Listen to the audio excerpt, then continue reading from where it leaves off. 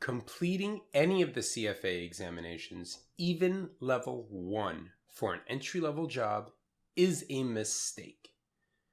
It takes hundreds of hours to prepare for each of the exams. The first exam, I think, takes 300 hours to prepare for, and you can gain much more valuable skills and recognition in the industry with that time rather than taking the CFA exam. Now, before you hate me, because I know every time I make a post like this or a video, everybody with CFA in their name just starts shredding me, I want to say 3 things. First of all, markrosscfa@gmail.com I've owned that email address for 12 years now, and I intend to keep it because I think CFA is fantastic. I think the tests have amazing content, and I hope one day to achieve it. Secondly, I think, and it goes along with the first one, the content within the CFA examinations is amazing, especially CFA level 1.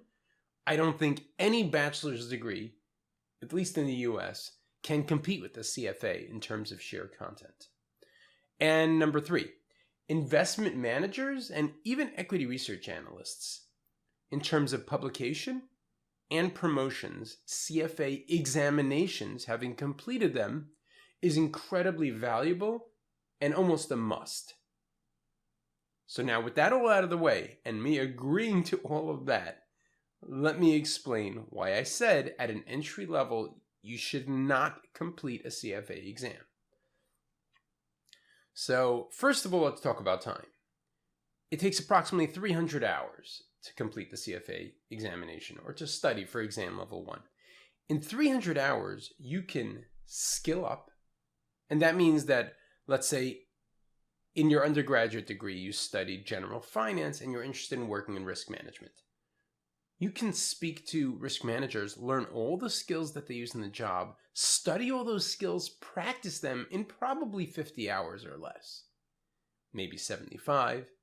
That's way more valuable than having a CFA exam. Because you can make your resume look like that, you can put all those skills on your resume, you can talk confidently on interviews. Those are all extremely powerful things. Whereas sitting for the CFA, the interviewer is going to be like, oh, CFA, cool. And that's literally the reaction that the interviewer will have.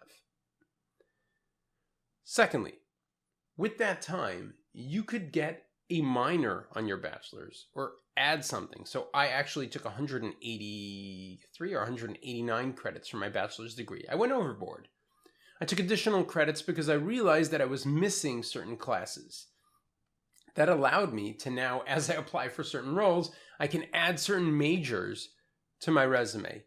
It's very similar to CFA in that you're basically adding a word that demonstrates that you're interested in something, but you've taken classes, you have a certification, or rather a minor from a university. Some might argue it's similar, but it goes along with your education and complements your bachelor's degree.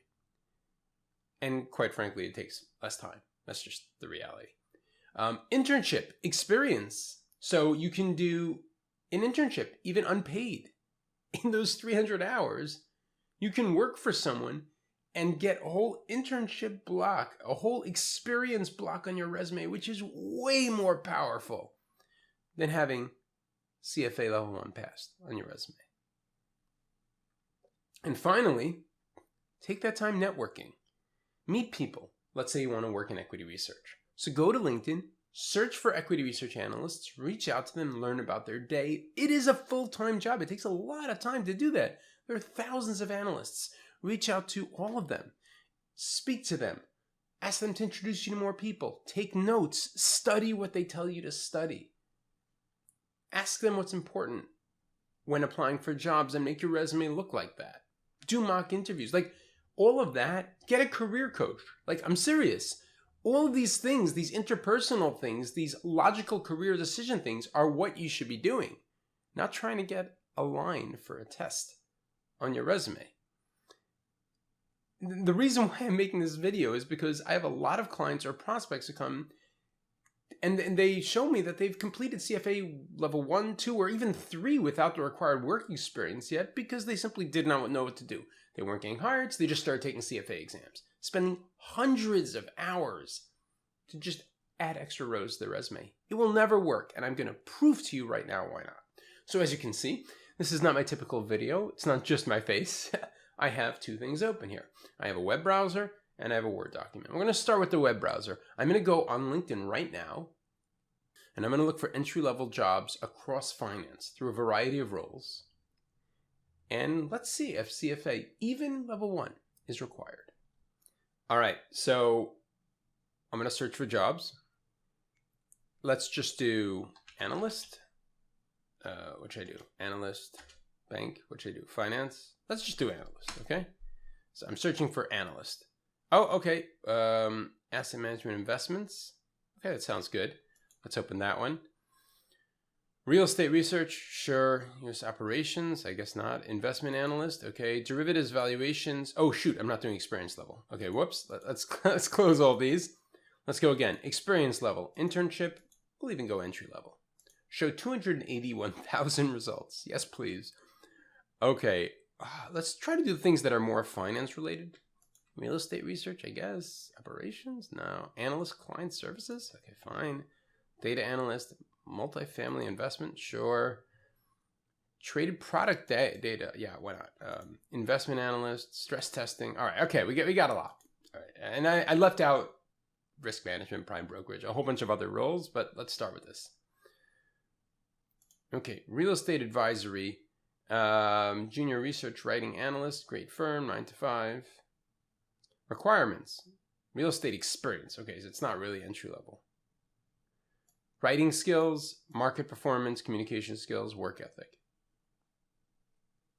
All right, I don't see CFA. Analyst, client services, let's see. Response optimization, risk analyst, attribution, risk modeling. Collaborate with senior client staffs. Qualifications: strong written and oral skills, minimum of masters in financial engineering or computational finance. Okay, oh my goodness. Why are these things called entry level? 1 to 2 years relevant experience. Okay, no CFA. Next. Multifamily investment analyst. I just want to see CFA somewhere so I can kind of defend my thesis. BA, 1 to 3 years experience, MS Excel, no CFA. Okay, where are we? Oh, yeah, a lot of skill, a lot of requirements. Okay, bachelor's degree, minimum 3 years experience. Why are these called entry-level jobs? Self-motivated, SQL. I'm seeing SQL a lot more than I'm seeing CFA, and these are not programming jobs. Desired skills and experience. Something, give me something. VLOOKUPs, SQL skills again, Tableau. Nothing CFA. Investment analyst, can someone please give me CFA? I can't find it anywhere. All right, okay, look, you have to believe me, some might mention CFA, but I guarantee you, if you find CFA in a job spec for an entry-level job, it'll say CFA, like in parentheses, it'll say working towards or interest in. There's a few reasons for this. First of all, you can't actually get CFA certified until you have a certain amount of work experience. But even level 1, the truth is they don't care if you actually have it as long as you demonstrate that you're interested in. And that's why I have this Word document open. So I'm going to scoot this over here. And I'm going to show you, if you feel so passionate about CFA and you're applying to an entry-level role and you want CFA on your resume, this is what you should do. So you should just write CFA level 1, and then either right here or, let's something like this. You'd put a parentheses and you'd write, what's a good word to use? Anticipated, maybe? Let's say March 2023 or something like this. And just, put it in italics. It looks so fancy. Something like that. And if you have dates on the right side, you can put dates on the right side. You could also do something like CFA level 2. If you already have level 1, you can say sitting, and then you can put the date that you're sitting or something. This is just as good. Don't think I'm crazy. It's just as good as actually having taken, because you have it on your resume. People see that you're interested in CFA. You're done. You're entry level. There is really no need in going all the way for this. So much better time spent skilling up or networking. I know I'm kind of like beating this over and over, and I said it like 50 times throughout this video, but please take my word for it. I've helped hundreds of people, individuals, find jobs through my coaching over the past 6 years. And never once was an entry-level person either denied or did an entry-level candidate of mine. Never once did they need CFA for an entry-level position. So I strongly encourage you to do this. If you're interested, I strongly encourage you to learn CFA Level 1 content. It's fantastic. And on your spare time, study it and eventually sit for the exam. But don't make it one of those priorities. Like, oh, okay, so I'm looking for a job. I'm going to take CFA Level 1 and then I'm going to do this. No, it is the very last thing you should be doing. Okay? I'll see you next week.